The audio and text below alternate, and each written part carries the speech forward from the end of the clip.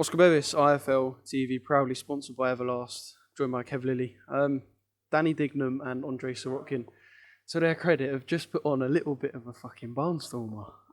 Yeah, it was a great fight. Very, very good fight, but I think the draw was a bit harsh. I thought Danny had done enough to win. I think he boxed his head off for the first 5 rounds. Sirotkin had a good next sort of, 5, 6, 7, 8. I think he hurt Danny in, was it the 8th or 9th? I think he hurt Danny. Danny come through it well. Had a couple of bad cuts. Danny nicked the last round. I thought he'd done more than enough to win the fight. Home fighter as well, the champion. I mean, one judge had it 2 rounds to Sirotkin. I don't know what they're watching. Maybe I'm wrong. Well, it was a good fight for starters. Let's sort of try and talk game plans. Did you think Sirotkin was going to come out firing? I think it was about 30 seconds into the first round and he threw a looping shot, and I thought, he can't do this for too long because he's going to gas. But yeah, did you know that he was going to start by throwing shots like that? Oh yeah, I've watched loads of his fights. I mean, I've spoke to John Ryder as well. I'm quite close with John. Sort of asking him how he thought it would go and what he was about and that. Yeah, I knew he'd come out trying and swing in, but I knew it wouldn't last. He thought he'd come out throw a few bombs and. And he would go down. Yeah, Danny would go down. He didn't. Danny started. I suppose the first round was pretty close. Do you know what I mean? But then Danny started really boxing his head off for the next sort of 4 rounds. And then there was a couple of close rounds. One he hurt Danny. I think Danny nicked the last. Like I said, I think Danny done him more than enough to win, even if it was a round or 2. But there's no way it was a draw, and there's no way it was 2 rounds the other way, in my opinion. We know Danny's got heart. Even in the last 2 fights for the WBO European belt, we've seen, even though he's come through, he's had to come through sort of mini tests in that fight. Did he show you anything, as well as the fact, like I said, he's got a big fucking heart, did he show you anything else tonight that you perhaps didn't know about Danny? I think he showed he's got a very good chin. He did take some bombs, didn't he? Listen, Andrey Sirotkin's like a fringe world level fighter. I mean, he's been beat once by John Ryder in a close fight. The scorecards were close in that fight. And John Ryder got him out there with a body shot. So other than that, I mean, he's got some good names on his record in Ryan Ford and Ricardo Moolgo. He's been in some very good fights. He's ranked, I think, 11 with the WBC.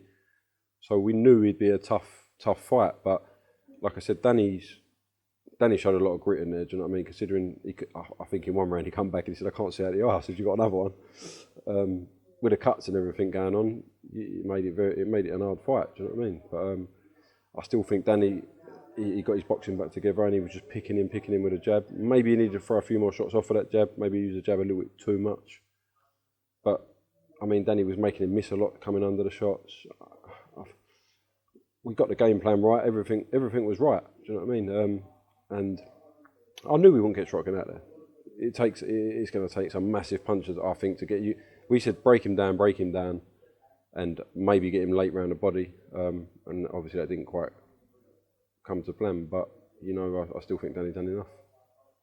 How do you take a fight like this, and how will you speak to Danny about it tomorrow? Because looking at him when he was sort of being seen by the doctors, he almost looks like he's half lost, you know, and you feel like he should have won a fight. And even though there's not a loss on his record and he's still the champion and the rankings, he's still high up, and we'll talk about something that could happen in a sec. But how do you sort of face this and talk to Danny about it? Because, like I said, he's got that half sort of lost feeling about it when he hasn't lost.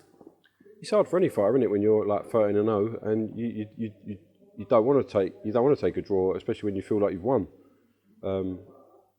But you know, Danny's been there before in the amateurs. He's boxed at a very high level. He's been beat before. He's had draws. I think Danny will take it on the chin and just work on little bits where he went wrong, and he'll come again stronger. It's a great experience for him. Been in with, like I say, a fringe world level fighter. And to be fair, no one wanted to fight Danny. I know MTK went through probably top 15, 20. There was a lot of boys in that who didn't want to fight Danny. There was a number of boys. So we basically had a choice of a kid called Conor Coyle or Sirotkin. And Conor Coyle, good fighter, but no one really knows who he is. Everyone knows who Sirotkin is. And Danny wanted to fight.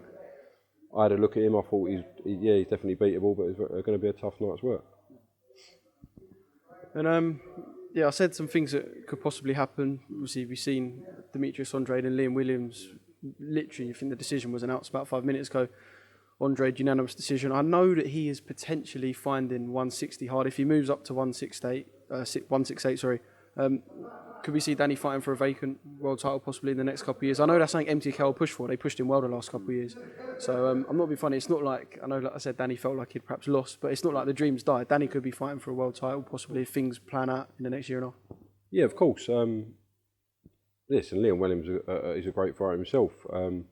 Danny probably needs 1 or 2 more fights before he fights Leon Williams. But if the title come vacant and the fight was there, Danny would take it with both hands. He would jump at it. Do you know what I mean? And I think that's a great fight.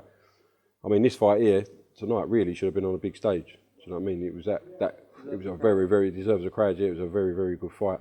And I think Danny showed what level he's at. He'll be disappointed with a draw, but he's still champion. He's still number 5 in the world. He'll probably, hopefully, he'll get a ranking in another governing body as well. But yeah, Liam Williams is, mate, be a great fight. I think. Yeah, makes for a very, very interesting fight. Obviously, that's all hearsay. We don't know if Demetrius is struggling at 160. It's just like I said, hearsay and forward thinking. What about the rematch? So I know the Russians will want the rematch. I spoke to Al Siesta and he said he's potentially got something big planned for the rematch already. They barely walked out the ring and he was telling me about the plans for it. So I don't know. Going over to Russia, is that something you swerve? Although it was a good fight, just a little bit. It's one of them, isn't it? Listen, it's a very hard fight, and it was close over here, so we definitely won't be going to Russia. We're not going to get the decision out there, and I think if we did, I don't think we'd get out alive. Yeah, no, we move on from there now. You know, there was a tough fight. It was a big ask. Listen, it was my decision finally in to take the fight. There's a few people that probably thought I shouldn't have put him in with him, but I think Danny showed his level. I think he showed where he's at. You know what I mean? Couple more fights and we'll take another step. Do you know what I mean? But at the same time, I say a couple more fights. He's getting someone to fight Danny. Like, it's no joke. Like, MTK have told us they've tried fighter after fighter, and no one wants to fight him. And I don't know why. Can we quickly clear up the thing with Linus Adofia as well? Because I think it was put on Twitter. Someone tweeted that they're disappointed that Danny pulled out the fight, or not pulled out, didn't want the fight or something. But it's, you know, the situation. Just explain that. But listen, we've done a lot of sparring with Linus Adofia, Brad Pauls, Sean Robinson over there. So I say a big thanks to them and Terry Stewart and that. But no disrespect to Linus, it's a step back for us. Not in the terms of Linus is not a good fighter, but Linus is English champion. They wanted us to a 60-40 split to fight Linus in an eliminator for the British. We've already won an eliminator. Danny's number 5 with the WBO. He's just beat a sort of fringe world level fighter, if you like, and he was fighting that. Why would we go back on a small show to fight Linus? For the English title, it's a backward step. It don't make sense. I just thought we had to clear that up because obviously, yeah, you told me about that. And like you said, it's hard to find Danny fight, and it would probably be a bit harder now. It's no disrespect to Linus whatsoever. He's a very good fighter, but he's on his own path. And like I say, he's English title. Danny's, I think a lot of people agree with me, he's past English level. Do you know what I mean? I think he's way past that. If anything, he needs to be fighting for the British title. Commonwealth, it comes vacant, something like that. But we're not going to go all the way back to fight on a Steve Goodwin show. 60-40 split for an English title when you've come this far. It just don't make sense. And it's got, like I said, it's got nothing to do with Linus. Do you know what I mean? All right, well, mad night. A few mad fights on the card and ended by Danny pretty much cutting his eye open so you can see his brain. Bad cut, yeah, I suppose that just means it's finally a time out for Danny, I guess, because it was a mega cut. One of the worst I've seen in person. He's had a hard camp and he's trained like a machine. And to be fair, Danny, when he first started out, Danny, he never trained properly. He wasn't doing the weight properly. He was fighting a super middleweight, and I was always saying, you're not super middleweight, you're not big enough, but he's a big middleweight. Since I can't remember his name now, he fought Polish, who was a former European champion. Rafael. Yeah, since he fought him, Danny's just switched on, hold on a minute, I need to take this serious. Listen, he's gone and knocked out Conrad Cummins, he's knocked out Alfredo Melli. Now he's had a good fight with Andrey Sirotkin. Step by step, we keep learning, we keep building, and we'll take the right fights at the right time.